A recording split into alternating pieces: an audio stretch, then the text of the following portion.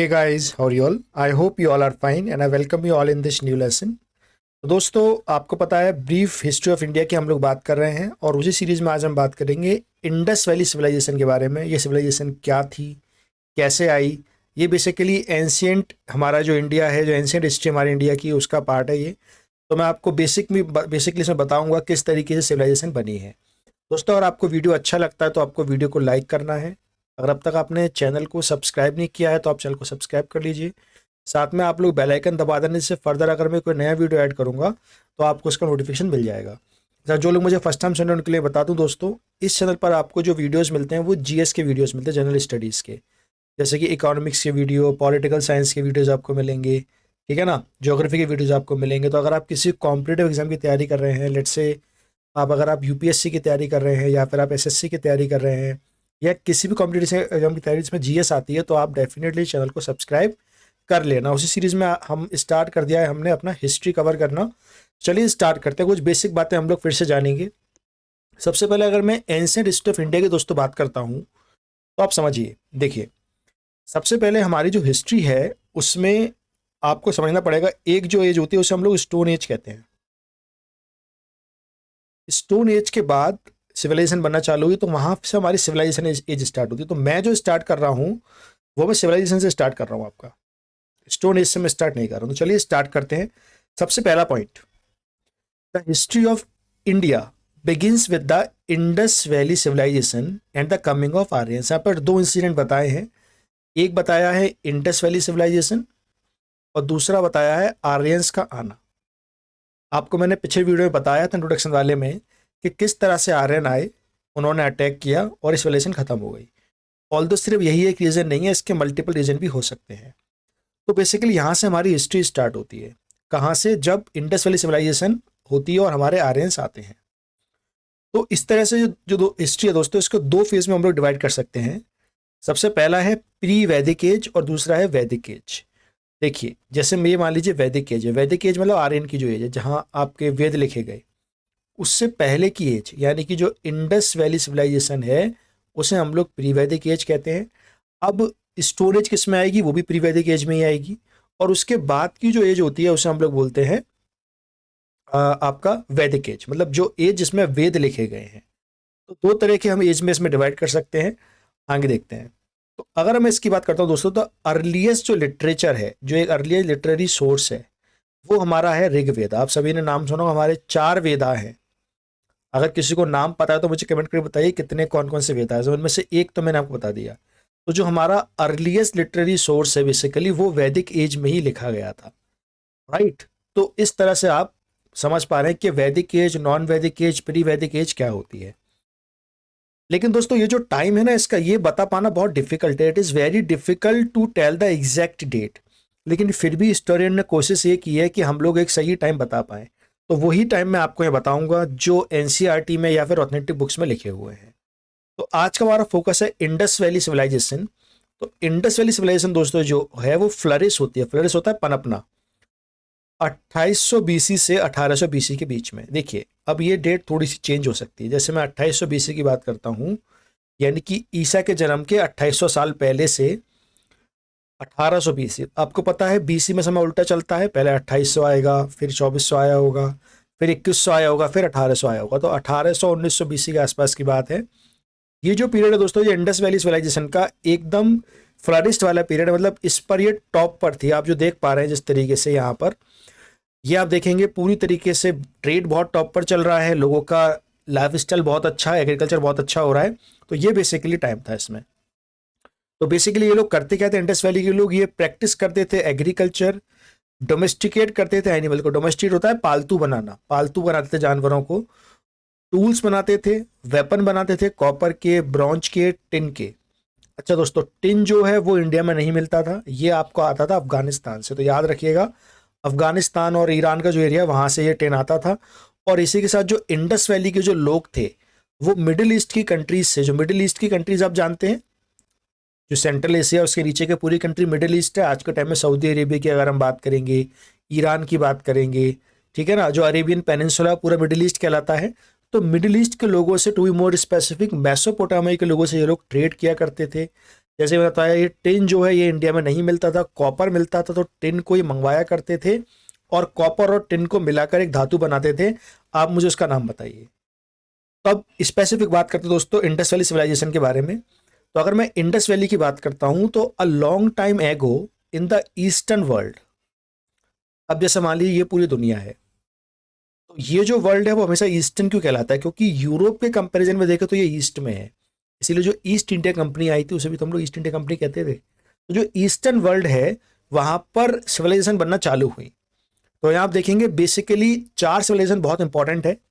ये क्या देखेंगे आप, इजिप्ट। दूसरी आप यहाँ देखेंगे ये है मेसोपोटामियन। तीसरी हमारे इंडिया और पाकिस्तान में जो थी वो है आपका इंडस वैली सिविलाइजेशन। और चौथी यहाँ पर आप देखेंगे ये चाइना की सिविलाइजेशन है। तो ये 4 सिविलाइजेशन बहुत इंपॉर्टेंट है। ये अर्ली सिविलाइजेशन के आप नाम याद रखिएगा चारों के, ठीक है ना। So the main reason for this rise of these urban civilization was were the access to river. आप देखेंगे चाहे इजिप्ट वाली हो, मेसोपोटामिया की हो, इंडस हो या चाइना हो, ये सभी किसी न किसी रिवर से जुड़ी हुई थी।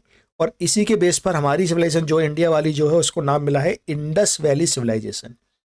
बाय द वे ये वैली क्या होती है, देखो जैसे मान लो ये एक पहाड़ है और ये दूसरा पहाड़ है, इन दोनों पहाड़ के बीच में जो आपको दिख रही है खाई टाइप की जो रहती है इसे वैली कहते हैं। ये बहुत फर्टाइल मानी जाती है दोस्तों, मतलब यहाँ पर काफ़ी ज़्यादा उपजाऊ होती है ये, क्योंकि जो भी ऊपर से सामान आता है, मतलब जो भी ऊपर से बेसिकली मिट्टी वगैरह जो आती है फर्टाइल, वो यहाँ पर इकट्ठी होती है। तो यहाँ पर आप देखेंगे चारों सोल्यूशन में एक चीज़ कॉमन है कि चारों सोल्यूशन किसी रिवर पर बनी हुई है। तो ये पॉइंट्स आप सारे याद रखिएगा। अब दोस्तों अगर मैं बात करता हूँ मेसोपोटामिया सिविलाइजेशन की, अंदर इजिप्ट सिविलाइजेशन की, ये भी रिवर के बनी थी साथ में, और ये इंडस वैली की जो हमारी है उसके कंटेम्प्रेरी थी, ठीक है ना। और यहाँ पर आप देखेंगे ये आपको दिख रही है इजिप्टियन, यहाँ पर आप देखेंगे ये आपकी मेसोपोटामियन है, और यहाँ बताया गया है जो नॉर्थ वेस्ट की तरफ है ये आपकी इंडस वैली सिविलाइजेशन को बताया गया है, राइट। आगे देखते हैं। So the largest among the 3, अब देखिए 1 2 3 और ये 4, इन चारों में या फिर इन तीनों के कंपैरिजन में हम देखें तो हमारी जो इंडस वैली है ये सबसे लार्जेस्ट थी, जो फ्लरिश हुई थी अपने टॉप पर थी 2600 बीसी के आसपास। 2600 बीसी से पहले 3000 बीसी के आसपास भी ये चल रही थी, ऐसी बात नहीं है, लेकिन बेसिकली ये फ्लरिश जब टॉप पर थी वो इस समय में टॉप पर चल रही थी, ठीक है। बेसिकली ये हो क्यों पाया, क्योंकि जो इंडस वैली है इसका जो लैंड है बहुत फर्टाइल है, इसीलिए यहाँ पर एग्रीकल्चर हुआ, जिसकी वजह से लोगों ने एग्रीकल्चर में पार्टिसिपेट किया। जब एग्रीकल्चर पार्टिसिपेट किया तो सरप्लस हो गए, और जब सरप्लस हो गए तो लोगों का पैसा इतना आ गया कि now they started going to in other trade also, जैसे कि कोई ट्रेड करने लगे, कोई बिजनेस करने लगे, that is how they started doing, ठीक है। तो ये उम्मीद आपको क्लियर हुआ होगा सारी चीजें इसमें क्या क्या है। आगे की बात करते हैं। अब इसमें आप देखेंगे the most well known town of the Indus valley in the today's date is Mohenjodaro and Harappa. देखिए ये आप देख सकते हैं, ये जो है ये रियून्स हैं, रियून्स होते हैं खंडर इंडस वैली के। अब इनमें सबसे पहले जो शहर खोजा गया, अब जैसे मान लीजिए पूरी सिविलाइजेशन है तो उसके शहर भी तो होंगे ना, तो उसमें सबसे पहले जो खोजा गया that was Harappa. That is the reason why इसको हम लोग हड़प्पा सिविलाइजेशन भी कहते हैं, हड़प्पा सिविलाइजेशन। और हड़प्पा और Mohenjodaro these were the 2 main cities. ऐसा कहा गया कि जो मोहनजोदारो है this has to be the capital, ये उस वक्त शायद इंडस वैली की कैपिटल रही होगी। तो ये पॉइंट आप याद रखिएगा। 2 इंपॉर्टेंट इसमें हैं, और भी थे, ढोलावीरा भी था, ठीक है ना, और आपका लोथल था, तो काफ़ी सारे थे, अभी आपको मैप में दिखा दूंगा। तो ये आप याद रखिएगा, दीज वर 2 इंपॉर्टेंट सिटीज। आगे बात करते हैं अनअर्थिंग दीज 2 टाउन। अनअर्थिंग मतलब होता है खोदना, जैसे आप देखेंगे इसमें यहाँ पे जो खोदा गया, जो एग्जिबिटर है glimpse into the richness of the Indus valley civilization evidenced in the ruins and things household like articles, gold, silver, ornaments and so on. मतलब जैसे जैसे इसकी खुदाई की गई तो जो एक्सकेवेटर थे, मतलब जो खुदाई कर रहे थे, वो काफ़ी शॉक्ड होते गए कि यहाँ पर आपको गोल्ड भी मिल रहा है, और किस तरीके से इनकी प्लानिंग है, इनकी जो सिटी प्लानिंग थी, टाउनशिप थी, बहुत ही बेहतरीन थी। तो ये इन लोगों को काफ़ी ये शॉक्ड हुए चीज़ जान के।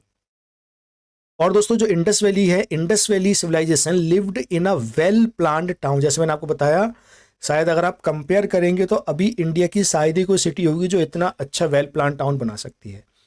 और सबसे आप अजीब बात आप यहाँ देखेंगे या यूनिक बात जो देखेंगे वो ये है, ये जो आपको ईंटें दिख रही हैं ना, ये सारी बेक्ड है, मतलब ये एक तरह से भुनी हुई ईंट है। जो आज आप ईंट के भट्टे देखते हैं, कच्ची ईंट नहीं लगाते थे, मतलब इनको इतनी नॉलेज थी कि ईंट को अगर हम सेक के लगाएंगे, भून के लगाएंगे, बेक्ड ईंट लगाएंगे तो काफ़ी अच्छा काम करेगी या काफ़ी मजबूती आती है।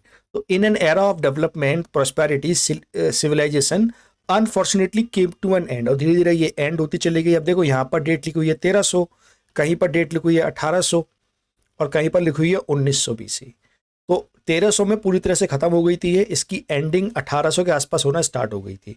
और इसके रीज़न कई सारे बताते हैं। एक रीज़न इसमें जो दिया जाता है कि बोलते हैं कि जो नेचुरल कैलामिटीज़ आई थी, भूकंप आ गया, बाढ़ आ गई, ठीक है ना, रिवर सूख गई। कुछ लोग कहते हैं नहीं, जो आर्यंस थे वो आए, अगला हमारा टॉपिक आर्यंस ही होगा, आर्यन का आना, तो इस तरह से ख़त्म हुआ।